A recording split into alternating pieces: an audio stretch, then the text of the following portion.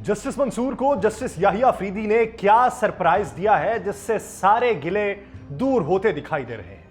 26वीं आईनी तरमीम में हुकूमत से क्या गलती हुई कि 27वीं तरमीम के लिए भाग दौड़ शुरू हो चुकी। नवाज शरीफ लंदन में मुख्तसर कयाम के बाद अमेरिका क्यों रवाना हो गए हैं और वजीर आजम ना बनने का गिला किससे किया है। नूर आलम खान ने मौलाना के किस मौक़िफ़ को गलत करार दिया है। पीटीआई रहनुमाओं में छिड़ने वाली खौफनाक जंग को बानी पाकिस्तान तहरीक इंसाफ ने कैसे खत्म करवाया है। मैं यासिर रशीद हूं और आप मेरा वीलॉग देख रहे हैं। जब्बार वासिफ का लिखा हुआ है, ज़हीनों का कोई वारिस नहीं है, फतीनों का कोई वारिस नहीं है, यहां पर ईंट रोड़े हुक्मरां हैं, नगीनों का कोई वारिस नहीं है, बने फिरते हैं सब बस्ती के वारिस, मकीनों का कोई वारिस नहीं है। सो अब तय है हमारा गर्क होना, सफीनों का कोई वारिस नहीं है। जो कायद के उसूले जिंदगी थे वो तीनों का कोई वारिस नहीं है। बताते हैं ये नमरूदों के मदफन, दफीनों का कोई वारिस नहीं है। नाज़रीन, आज सुप्रीम कोर्ट की तरफ से एक एलामिया जारी होता है और वो पढ़ने लायक है।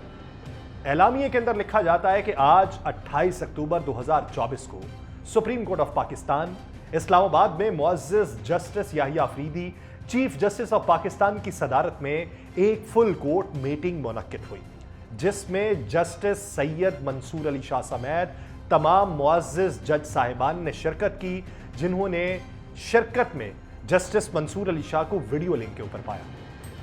सुप्रीम कोर्ट के उस एलामी में लिखा गया कि यह इजलास इदारे में सुप्रीम कोर्ट की कारकर्दगी का जायजा लेने और मुकदमात को निपटाने के लिए बुलाया गया था, जिसमें केस के बैकलॉग को कम करने और अदालती कारकर्दगी को बढ़ाने के इकदामात पर तवज्जो दी गई थी। ये याद रहे, केस के अंदर प्रोमिनेंट नाम कौन सा रखा गया जस्टिस याहिया अफरीदी के बाद जस्टिस मंसूर अली शाह का।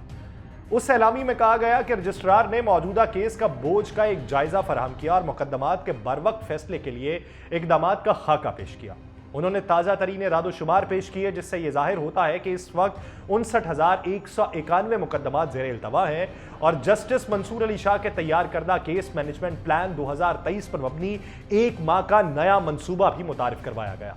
उस मनसूबे में वाज़ेह मायारात का तयन करना, तमाम जुमरों को मुकदमात को मुअस्सर तरीके से मुनज़्ज़म करने के लिए इंफॉर्मेशन टेक्नोलॉजी को इस्तेमाल करना भी शामिल है। केस मैनेजमेंट प्लान का जायजा लेते हुए मुअज़्ज़ज़ जजेस ने प्लान के अहदाफ को हासिल करने के लिए मुतअद्दिद हिकमत अमलियों पर तबादला ख्याल भी किया। फौजदारी और दीवानी मुकदमात, जैसा कि माहाना प्लान में तफसील से बताया गया, खुसूसी 2 और 3 रुकनी बेंचेस को मुख्तस किए गए थे ताकि केस के जल्द और उसको हल को यकीनी बनाया जा सके। उस एलामी में लिखा गया कि इज्जत माब जजेस ने निज़ाम की मज़ीद बेहतरी के लिए कीमती बसीरत और सिफारिशात पेश की और केस के पसमानदगी को दूर करने के लिए अपने अज़्म पर जोर दिया। लिखा गया कि इज्जत माब जस्टिस सैयद मंसूर अली शाह ने वीडियो लिंक के जरिए शिरकत करते हुए इजाफी तजावीज़ पेश की, जिनका मकसद केस के बैकलॉग को कम करना और इब्तदाई तौर पर 1 माह के लिए तरीका कारकर्दगी पर उसको बेहतर बनाना था, और उसके बाद 3 माह और 6 माह के मंसूबे शामिल थे। मुअज़्ज़ज़ चीफ जस्टिस ने तमाम जजेस का शुक्रिया अदा किया कि वो केस मैनेजमेंट प्लान को मुकम्मल तौर पर लागू करने के अज़्म के साथ बयान करदा 2 अहदाफ को हासिल करने के अज़्म के साथ हैं। और साथ ये भी बताया गया कि 2 दिसंबर 2024 को तयशुदा फुल कोर्ट मीटिंग के अगले सेशन में पेशरफ्त का जायजा लिया जाएगा, जिसमें सैयद मंसूर अली शाह साहब मौजूद होंगे। अब इसके अंदर ये बात देखिए कि जस्टिस मंसूर अली शाह ने फुल कोर्ट के लिए खत किसको लिखा था? काजी फैज ईसा साहब को, और 2 बार खत लिखा। उन्होंने मखसूस कमेटी के तरीक़ाकार के हवाले से खत ये लिखा था कि जब तक सदारती रेफरेंस के ऊपर फुल कोर्ट बुला के उस पर डिस्कशन नहीं की जाती, मैं मखसूस कमेटी में शिरकत नहीं करूंगा। जस्टिस याहिया अफरीदी साहब आए और जस्टिस याहिया अफरीदी साहब ने सबसे पहले आते ही जस्टिस मुनीब अख्तर साहब को उस 3 रुकनी बेंच का हिस्सा बना लिया, जो मुअज़्ज़ज़ जजेस की खुसूसी कमेटी थी, उसका हिस्सा बनाया और फुल कोर्ट इजलास जो है वो आते ही बुला लिया गया। तो ये मंशा थी जो जस्टिस सैयद मंसूर अली शाह साहब की थी, जो जस्टिस याहिया अफरीदी साहब ने पूरी की। और उसके अंदर बातें क्या होती हैं? उसके अंदर बातें उनके उस निज़ाम की होती हैं जिन्हें बतौर chief justice Lahore high court उन्होंने वहां पर राइज किया था। अब उसी को लेके फुल कोर्ट के अंदर बात ये हो रही है कि इसी पे आप तमाम तर कारकर्दगी का जायजा लेंगे, इसी के ऊपर ही आप तमाम तर केसेस को मुख्तस करेंगे और जल्द अज जल्द उसके इंसाफ की यकीन दहानी को मुमकिन बनाया जाएगा। और केसेस कैसे लगेंगे, कितने अरसे बाद लगेंगे, वो जिद्दत पसंदी पे वो जो उनका सिस्टम है उसको फॉलो किया जाएगा। जस्टिस मंसूर अली शाह साहब अगर खुद चीफ जस्टिस बन जाते तो हो सकता है कि इस तरीके से वो राय ना करवा पाते जिस तरीके से जस्टिस याहिया अफरीदी साहब ने आके उनकी मंशा को पूरा कर दिया, जिससे बादियों नजर में यह तासुर मिल रहा है कि इस वक्त वो जो रिफ्ट का एक मंजरनामा सुप्रीम कोर्ट के अंदर बना हुआ था उसका खात्मा हो जाएगा। दूसरी बात यह कि अब जस्टिस मंसूर अली शाह साहब की एक देरीना मुराद जिस तरीके से पूरी हुई है, अब मुझे ये क्यों बादियों नजर में लगता है कि वो किसी दिन शायद जस्टिस याहिया अफरीदी साहब को यह खत लिख देंगे कि काजी फाइज ईसा साहब को बुलाया जाए और उनसे बाज पुरस की जाए कि उनके होते हुए सुप्रीम कोर्ट का ये जो पूरा मंजरनामा था ये क्यों तब्दील हुआ। जो चार्जशीट एक बाकायदा तौर पे उन्होंने काजी फाइज ईसा साहब के रेफरेंस में शिरकत ना करने की तौजीह के तौर पे बयान की थी खत की सूरत में, शायद उसका तज़किरा बाद में फिर ना सुनने को मिले। लेकिन हम ये उम्मीद करते हैं कि सुप्रीम कोर्ट के अंदर वो जो रिफ्ट है उसका खात्मा होगा।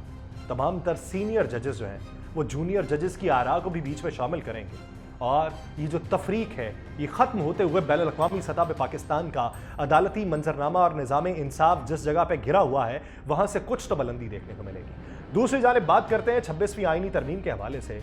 नूर आलम खान साहब क्या जमीयत उलमा इस्लाम फे के सरबराह मौलाना फजलुर रहमान के मौक़िफ़ की तायीद कर रहे थे या तरदीद कर रहे थे? नूर आलम खान साहब ने मौलाना फजलुर रहमान साहब का वो जुमला कि एक तरफ आप निगोशिएशन के लिए भी आते हैं और दूसरी तरफ आप दबाव भी बढ़ाते हैं, नूर आलम खान साहब ने सख्ती से इसकी तरदीद की। उन्होंने कहा जी दबाव किसी का नहीं था, सब अपनी मर्जी और मंशा के मुताबिक थे। तो सवाल ये पैदा होता है कि मौलाना फजलुर रहमान साहब ने गुफ्तगू जो की, जमीयत उलमा इस्लाम फे के जो दीगर अराकीन ने गुफ्तगू की, कामरान मुर्तज़ा साहब ने जो गुफ्तगू की, अगर वो गलत थी तो फिर उनकी जानिब से क्यों की गई, और अगर वो सही थी तो नूर आलम खान साहब उसकी तरदीद क्यों कर रहे हैं? अब देखना यह है कि 27वीं तरमीम के लिए जो तगोदो जारी है, जो बिलावल भुट्टो से मियां मोहम्मद शहबाज शरीफ साहब की मुलाकात हुई और उसमें बातचीत ये चल रही है कि आने वाले दिनों के अंदर 27वीं तरमीम को लाया जाएगा, लेकिन उसमें जो एलामिया जो जारी हुआ, जो अंदर की खबर मंजर आम पे आई है, उसमें यह है कि 26वीं तरमीम में जो सुकम रह गए वो 27वीं तरमीम में खत्म किया जाएंगे। अगर यही सुकम रहे थे तो फिर आगे बढ़ के बात करने की उस पर क्यों जरूरत थी? फिर उसको फौरी तौर पे मंजूर करवाने की क्यों जरूरत आन पड़ी? उस पर बैठ के मुशावरत कर ली जाती, उस वक्त तो जल्दी बहुत ज्यादा थी। फिर एक आधी शक के ऊपर ही आप करवा लेते कि आपका मकसद यह था कि चीफ जस्टिस काजी फाइज ईसा के जाने से पहले तरीकाकार को तब्दील कर लिया जाए, तो उसी तरीकाकार को पहले आप तब्दील कर लेते ना, दूसरी चीजों को छेड़ते। दूसरी चीजें वहीं की वहीं हैं। लेकिन इस पर मजीद बात करूंगा। नवाज शरीफ साहब का तज़किरा अगर इसके अंदर कर लिया जाए, वो लंदन में मुख्तसर क़याम के बाद अमेरिका रवाना हो गए। मुझे बाकायदगी से सुनने वाले उनको बखूबी ये इल्म है कि मैंने ये बात की थी कि नवाज शरीफ साहब जो हैं वो लंदन में मुख्तसर क़याम करेंगे और उसके बाद अमेरिका रवाना हो जाएंगे, और ज़रा ये बताते हैं कि वो अमेरिका के अंदर क़याम करेंगे। लंदन में उन्हें क़याम में मुश्किलात का सामना है। तौजीह ये बयान की जाएगी कि उनका इलाज जो था वो लंदन में हो चुका, अब वो बेहतर इलाज के लिए अमेरिका रवाना हुए। लेकिन बातचीत ये भी हो रही है कि अमेरिका के अंदर मौजूदगी में वो अपने कुछ तहफ़्फ़ुज़ात का भी इजहार करेंगे, क्योंकि उनसे एक सवाल किया गया अमेरिका रवानगी से पहले। एक सहाफ़ी ने सवाल किया कि आपको वज़ीर-ए-आज़म क्यों नहीं बनाया गया या आप वज़ीर-ए-आज़म क्यों नहीं बने? तो उन्होंने आगे से जवाबन ये कहा कि अमेरिका रवानगी के वक्त ही ये सवाल पूछना था। तो इसका मतलब क्या? बादी नज़र में ये है कि कुछ मामलात ऐसे हैं जो अमेरिका के अंदर तय होना है। अब वहाँ पे सिफारती ताल्लुकात का इस्तेमाल किया जाता है या ज़ाती ताल्लुकात का, ये आने वाले दिन में पता चलेगा। लेकिन उसी बीच में बात यह है कि 27वीं आईनी तरमीम को लाया जाए और एक ग्राउंड जो है उसको सेट कर लिया जाए। तो वज़ीर-ए-आज़म शहबाज शरीफ और चेयरमैन बिलावल भुट्टो की मुलाकात की अंदरूनी कहानी ये थी कि 27वीं आईनी तरमीम के हवाले से दोनों ने गुफ्तगू की और 26वीं आईनी तरमीम में खामियों के दूर करने के लिए 27वीं आईनी तरमीम को लाने पर इत्तफाक हुआ। इस मुलाकात में बिलावल भुट्टो ने 26वीं आईनी तरमीम की मंजूरी को तारीखी भी करार दिया और 26वीं आईनी तरमीम का क्रेडिट तमाम इत्तेहादी जमातों को भी दिया। मुलाकात में वफाकी वजीर जो आजम नज़ीर तारड़, राना सनाउल्लाह और सरदार अयाज सादिक भी थे। पीपल्स पार्टी की तरफ से गवर्नर पंजाब और साबिक वज़ीर-ए-आज़म राजा परवेज़ अशरफ भी थे। अब सवाल ये पैदा होता है कि मौलाना की राय को बीच में शामिल कर लिया गया। अब मौलाना ने यह कहा कि हमने जो दांत थे वो निकाल दिए और हमने जहर उसका निकाल दिया। बिलावल भुट्टो जरदारी साहब कहते हैं कि कोई दांत नहीं थे, कोई जहर नहीं था, बस उसको अलग रंग दिया गया। अब मौलाना का स्टैंड इस ज़मन के अंदर क्या होगा? एक तरफ नूर आलम खान साहब की गुफ्तगू है, दूसरी तरफ बिलावल भुट्टो जरदारी साहब अब मुशावरत भी कर रहे हैं। उधर से मौलाना ने यह भी कह दिया कि 27वीं तरमीम आई तो हम उसकी मुखालिफत करेंगे। तो किस तरीके से हिमायत होगी, और अगर अब यह हिमायत के बगैर होती है तो फिर क्या होगा, और इसके अंदर चीज़ें क्या होंगी? वो जो माइनस की गई, वो जो दांत निकाले गए थे, जहर निकाला गया, उसको शामिल करना है या उसका प्रोसीजर कुली तौर पर तब्दील रखना है? दूसरी तरफ आखिर के ऊपर बात करते हैं पाकिस्तान तहरीक इंसाफ के अंदरूनी मामलात के ऊपर। फैसल चौधरी जिनको लीगल टीम से फारिग कर दिया गया था, उसके बाद एक बड़ी बहस चली ट्विटर के ऊपर, और उसमें सलमान अकरम राजा साहब ने बम्बारमेंट कुछ की, जवाबन फवाद चौधरी साहब ने बातें की, फिर और बीच में कूदे हसन रऊफ साहब ने कोई बात की, जवाबन फिर फवाद चौधरी साहब ने बात की, फिर फवाद चौधरी की अहलिया ने बातें कर दी, फिर फैसल चौधरी को ये कहा जाने लगा कि आप अपने भाई से दूर रहें। तो ये मामला जो था ये तूल पकड़ रहा था, ये जंग मजीद शिद्दत इख्तियार कर रही थी। लेकिन आज के दिन फैसल चौधरी को दोबारा बानी पीटीआई की लीगल टीम में शामिल कर दिया गया। बानी पीटीआई इमरान खान और फैसल चौधरी जो थे वो कमराए अदालत में मिले। बानी पीटीआई ने फैसल चौधरी को पार्टी पॉलिसी के मुताबिक चलने की हिदायत की। बानी पीटीआई ने सलमान अकरम राजा को भी मामला ठीक करने की हिदायत कर दी। फैसल चौधरी एडवोकेट और सलमान अकरम राजा के दरमियान सुलह के वक्त बैरिस्टर अली जफर भी उस वक्त मौजूद थे। इमरान खान ने फैसल चौधरी के जरिए साबिक वफाकी वजीर फवाद चौधरी को भी पैगाम भिजवाया। बानी पीटीआई ने अपने पैगाम के अंदर यह कहा कि फवाद चौधरी से कहें लीडरशिप और पार्टी के खिलाफ बयानबाजी से बाज रहें। 3 रोज पहले फैसल चौधरी ने इस्लामाबाद हाई कोर्ट में इमरान खान को तिब्बी सहूलियात के हवाले से एक दरखास्त दायर की थी, जबकि चेयरमैन पीटीआई बैरिस्टर गौहर ने दरखास्त से लाताल्लुकी का ऐलान करते हुए कहा था कि पीटीआई की लीगल टीम पीर के रोज एक नई दरखास्त दायर करेगी, जिससे ये मामला तूल पकड़ा। अब जो हिदायत माननीय पीटीआई की तरफ से फवाद चौधरी को भिजवाई गई हैं, उससे यह तासुर मिलता है कि कुछ लोग जो हैं उनको बीच में शामिल किया जाएगा, जिससे इस रिफ्ट का भी खात्मा होने की जो है पेशीन गोई की जा रही है कि आने वाले दिनों के अंदर इनके दरमियान भी मामलात सही समत को चलेंगे। अब ये देखना है कि जो अदालती मंजरनामा है उससे आउटकम क्या देखने को मिलता है। उस दिन जिस दिन वीडियो लिंक के जरिए नहीं बल्कि ज़ाती हैसियत में मंसूर अली शाह साहब 2 तारीख का पेश होंगे, 1 तारीख तक वो रुखसत के ऊपर है। दूसरी बात ये कि पीटीआई के अंदरूनी जो इख्तलाफात हैं वो किस हद तक कम होंगे, और तीसरी बात ये कि हुकूमत 27वीं आईनी तरमीम के लिए जो तगदो कर रही है उसका इम्पैक्ट क्या देखने को मिलेगा, ये रिटेलिएशन क्या देखने को मिलेगी। मुझे दीजिए इजाज़त, अल्लाह ने के बाद।